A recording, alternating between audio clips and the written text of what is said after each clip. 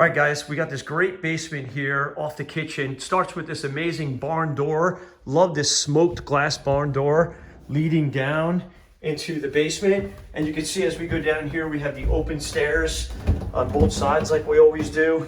And basement just opens up here to a really cool section. There you go with the barn door at the top. So really nice way to save some space. Love the way the homeowners have this done with the shiplap. The live edge is, this is my new favorite kind of countertop here. Live edge here with a nice finish on it, and cool floor here as well.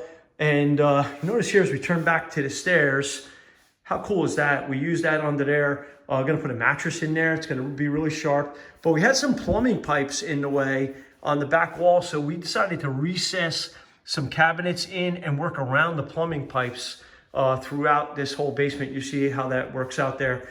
Over here, as we come to the other side of the stairs, we have a half bath, which works out great and looks sharp. And then a little bit of a opening here and get into the other side of the basement.